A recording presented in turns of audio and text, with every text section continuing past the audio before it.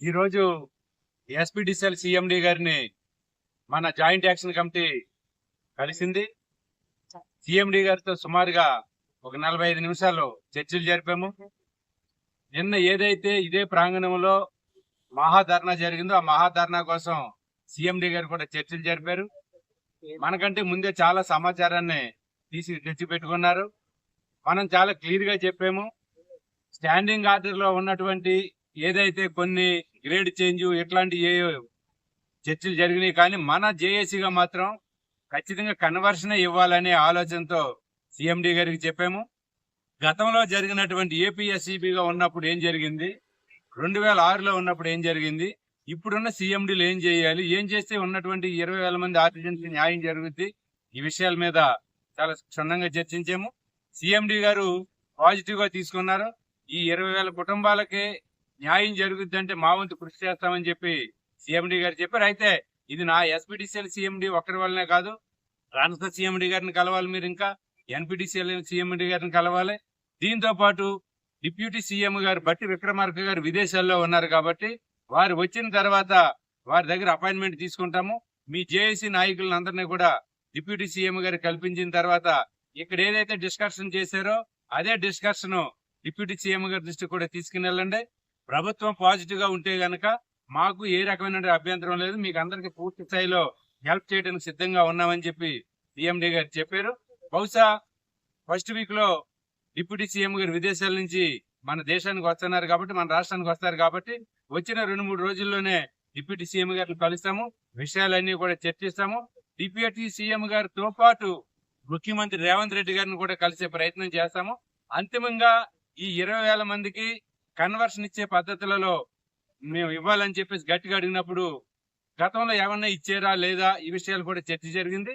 చెప్పాం కూడా. అనిల్ కుమార్ గుప్తి గారు ఉన్నప్పుడు VWS ఎట్లా చేశారు, 2006లో రేచల్ చటర్జీ మేడం ఉన్నప్పుడు 7,118 పోస్టులు ఇచ్చినటువంటి నోటిఫికేషన్ రద్దు చేసి కొత్త నోటిఫికేషన్ ఎట్లా ఇచ్చారు.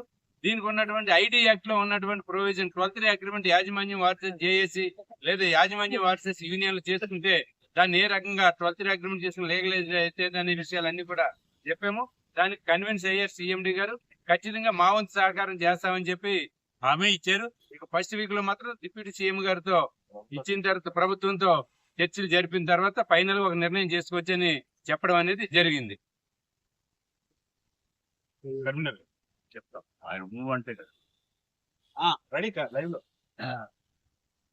తెలంగాణ విద్యుత్ సంస్థలో పనిచేస్తున్న ఆర్టిజన్ కార్మిక సోదరులకి ఈరోజు చర్చలు జరుగుతాయి అనేది అందరిలో ఉంది. దీంట్లో ఏంటంటే మొదటి సమావేశమే కాబట్టి ఈ మొదటి సమావేశంలో మేము చెప్పవలసింది మన డిమాండ్ ఏంటంటే ఉందో, ఇన్ని 100 మంది 1000 మంది వచ్చి మా జీవితాల్ని మార్చండి అని పెట్టిన డిమాండే అక్కడ మనం పెట్టడం జరిగింది.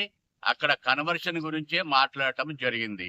ముఖ్యంగా ఈ ఆర్టిజనీయ వ్యవస్థ ఏపీఎస్సీబీ రూల్ అమెండ్మెంట్ ఎన్నిసార్లు చేశారో అలాంటి ఈ యొక్క ఆర్టిజన్ ఇచ్చినటువంటి స్టాండింగ్ ఆర్డర్ ని కూడా రూల్ చేంజ్ చేయొచ్చు, మరి దాన్ని పక్కకి పెట్టొచ్చు అని చెప్పి మొత్తం కూడా మనం వాదించినాము. అయితే ముఖ్యంగా ఏంటంటే వీళ్ళంతా జేఎల్ఎంలు కావాలి. మరి జేఎల్ఎంలు కావాలంటే దానికి ఏంటి అంటే 308 ఆ జీవోలు మీకు ఇచ్చినటువంటి జీవోలు ఏదైతే ఉన్నాయో ఆ జీవోల ప్రకారంగా కన్వర్షన్ ఇవ్వచ్చు అనేది మన జేఏసీ స్పష్టంగా చెప్పడం అయింది. ఇంకో 3వ పాయింట్ ఏంటంటే మీరు ఏదైతే రిక్రూట్మెంట్ చేస్తున్నారో ఆ రిక్రూట్మెంట్ మాత్రం ఆపండి. దాని తర్వాత ఈ అందరి యొక్క ఆర్టిజన్ యొక్క సమస్య తీరిన తర్వాత ఇవ్వండి అంటే ఆయన దానికి ఏం చెప్పారంటే మరి 70% 30% లోన్ వాళ్ళకి ఇవ్వాలి, 70% బయట వాళ్ళకి ఇవ్వాలి, బయట రిక్రూట్మెంట్ చేయాలి అనే ఒక పద్ధతి ఉంది. కాబట్టి ముఖ్యంగా మన పవర్ మినిస్టర్ గారికి ఆల్రెడీ నిన్ననే పంపించాము, రైటింగ్ లో కూడా పంపించేసాము. పవర్ మినిస్టర్ గారికి, ముఖ్యమంత్రి గారికి అందరికి పంపడం జరిగింది. హయ్యర్ అఫీషియల్ కి వాళ్ళు వచ్చిన తర్వాత దీని మీద నిర్ణయం తీసుకుంటారు. కనుక ముఖ్యంగా ఏంటంటే ఈ యొక్క 20,000 మంది కార్మిక కుటుంబాలు ఏ విధంగా అయితే బాధపడుతున్నారో అవన్నీ కూడా మన స్పష్టంగా మన జేసీ తరఫున చెప్పడం జరిగింది.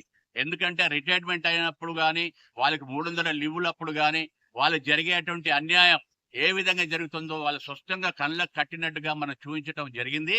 దాని మీద ఖచ్చితంగా మనకి న్యాయం జరగాలి. అయితే నా ఒక్కడితే కాదు కదా అంటే మీ వంతు సాయం మీరు చేయండి అని మనం అన్నాము. దాంట్లో NPTCL లో కూడా మనం ఒక నిర్ణయం తీసుకొని అక్కడ కూడా ఆ CMD గారిని కూడా భారీ మాస్ తో కలవాలనేది చైర్మన్ గారు కూడా మనం కూడా అనుకోవటం జరిగింది ఉదయము. అదే విధంగా ట్రాన్స్కోలో కూడా ఆ CMD గారు వచ్చిన తర్వాత కూడా ఆయన్ని కూడా కలవటం జరుగుతుంది. మనము ఒక అడుగు ముందుకు వేసి వెళ్తున్నాము. మన చిత్తశుద్ధితోటి అందరికీ మంచి జరగాలని, మనకున్నటువంటి ఎగ్జిస్టింగ్ రూల్ ఇంప్లిమెంట్ చేయాలని కూడా మనం కోరటం జరుగుతా ఉంది.